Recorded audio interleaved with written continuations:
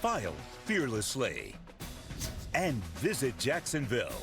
Flip what you know about Florida at visitjacksonville.com. Missouri a 7-0 lead, and Lewis, they're already over 100 yards rushing. They sure are, and they're doing exactly what they've done all season long, which is gain this yard after contact. You see here Ahmad Hardy doing what he's done all season long.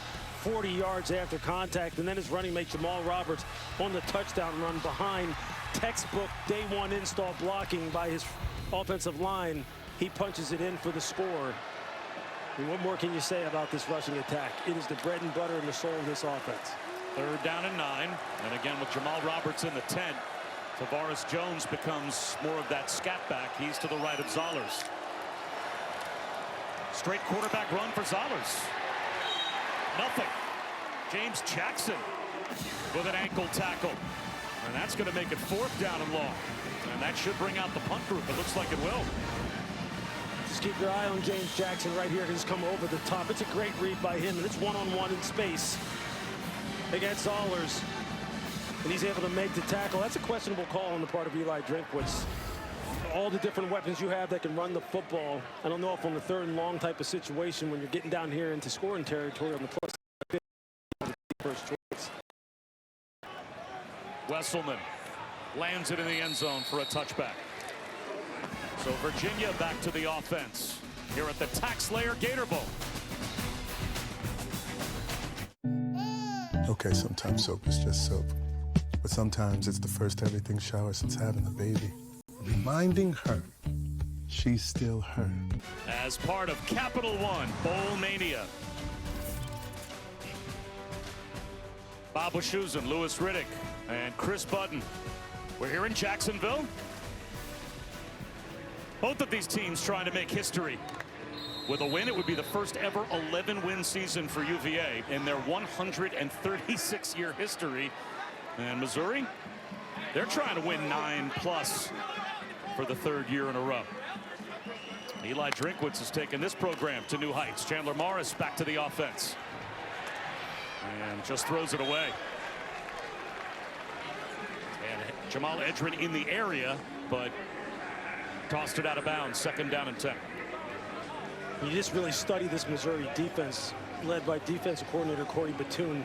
They're just so fundamentally sound. Even off of that play-action fake out of the gun, nobody bit. Everyone found their pattern matches in their zone coverage quickly, and Chandler had no other choice but to throw it out of bounds. They're just so good. They're just so well coached, and they're deep. 4-man rush. Incomplete. John Rogers, the intended receiver. So now it's 3rd down and 10. And there you just see one of those youngsters, Jeremiah Beasley, getting a chance to get some more reps with Josiah Trotter out.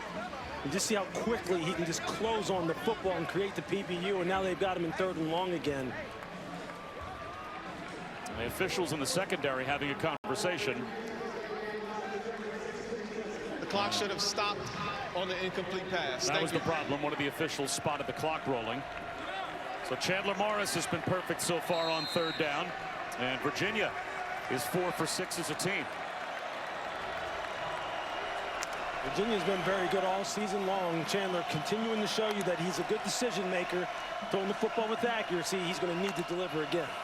Missouri brings a blitz. It's picked up. Morris, clean pocket, and delivers another strike to Eli Wood. Another 3rd down conversion. Excellent pass protection, and the catch in front of Stephen Hall. I mean, this is just a nice route by Eli Wood. Just press vertical, give a little bit of a push off, be efficient getting out of the break. Chandler puts it right on him on time. Flag out as Morris throws one across his body. Why not? Cameron Courtney tried to scoop it up, but Virginia went quick. And they snapped it hurry up. Too many men on the field. Substitution, defense. There were more than 11 players on the field at the snap. 5-yard penalty, 1st down. There were like way more than 11 players on the field. There are about 15, 16 of them. I mean, that's just great awareness on the part of Chandler Morris and Des Kitchens. I mean, you can just see it right here. You've got them 1, 2, 3, 4, 5, 6, 7, 8, 9, 10, 11, 12, 13. Not quite 15. I exaggerated a little bit. There might have been a guy wouldn't quite. Yeah, maybe not on the screen. Yeah, absolutely. So 1st and 5.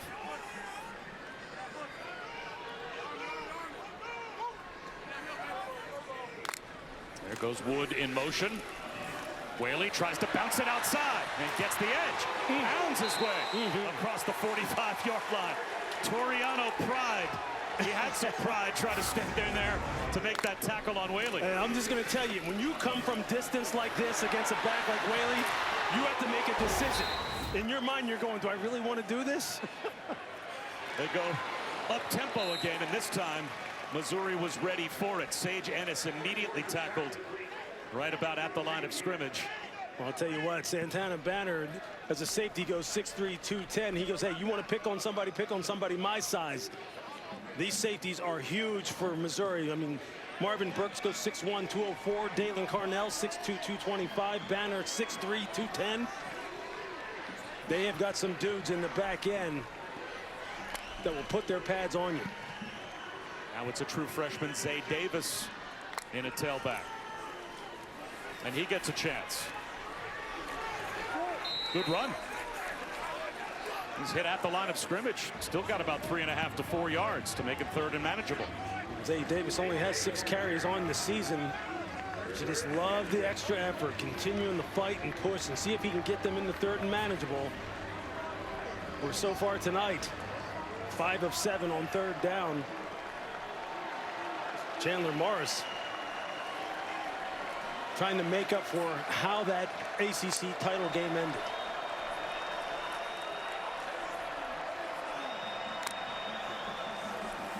They run it with Whaley, and he's got the first down and more.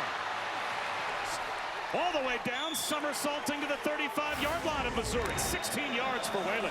And just look at the block here at the point of attack. You see the left tackle, Mikhail Foley, just turn out on the defensive end. He's got a lane you can drive a truck through. Bootleg for Morris, takes a shot down the sideline, incomplete. Again, they went up tempo, but that time he overthrew Courtney. How about this mix of tempo from Virginia? We had them a couple times this season, and we didn't see this. They were pretty consistently a huddle team and taking the play clock down, but they've clearly confused Missouri a couple of times. Yeah, as well. I don't think there's any question that Tony Elliott and Des Kitchings, offensive coordinator, know that they had to change things up. This is too good of a defense to just play them straight up. You have to get them to think, get them to slow down, change tempos, always keep them on their heels, keep them thinking what's coming next. As you see, this is a one-score game. I mean, Virginia is right in it, and now they're driving.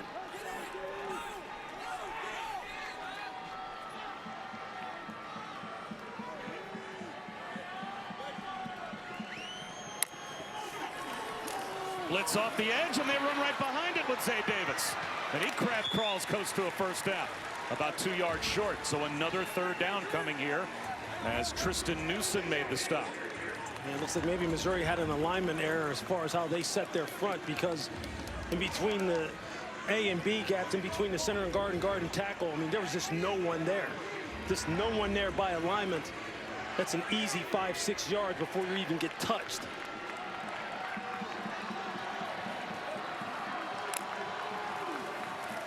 They give it to Davis, and he won't get there. So now it will be fourth down in field goal range again. Zion Young made the tackle on Zay Davis. I don't think there's any question Tony Elliott saying, look, we've already kicked one field goal, and that was because we got knocked out of scoring range because of the intentional grounding. They're definitely going for it here. But the way Chandler has been hot throwing this football and the way they've been changing up the play calling, I would keep an eye on number 7, Jamal Edrin. He has been hot in the passing game.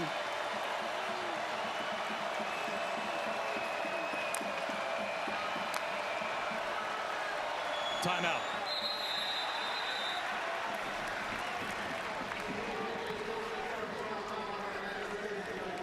Chandler Morris with the hard count and the clap tried to get Missouri to jump. And there was a flinch in the neutral zone, but the Tigers got back. So they will spend their first timeout. The college football playoff continues with the quarterfinals on ESPN and the ESPN app. New Year's Eve, it's Miami and Ohio State in the Goodyear Cotton Bowl at 7:30 Eastern. And then New Year's Day, Oregon, Texas Tech, and the Capital One Orange Bowl at noon. Alabama, Indiana in the Rose Bowl presented by Prudential, and we'll cap the night with Ole Miss, Georgia in the All-State Sugar Bowl. You want to see some NFL body types when you're talking about front seven play on defense with Miami, and we've seen them. We've seen Akeem Mesidor. We've seen Ruben Bain Jr. We've seen just how good these guys look up close and personal. Ohio State, they have guys right out of central casting as well, and will absolutely make life miserable for you trying to move the football. That game is going to be an all-time.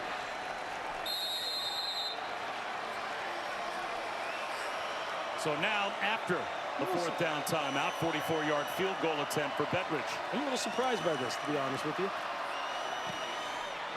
And this one's going to miss wide right.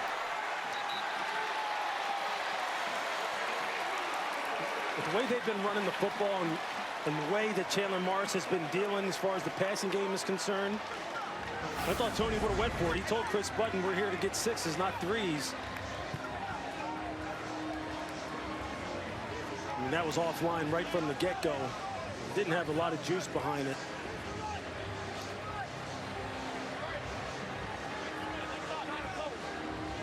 That hurts. They've had the ball 3 times. All 3 possessions have been double-digit plays. And they've only got 3 points on the board. They haven't punted yet. And there's 3.5 minutes to go in the first half. And they only have a field goal to show for their trouble. Zollers, quarterback draw. Ahmad Hardy tried to act as the lead blocker or a decoy. Hunter Osborne made the tackle.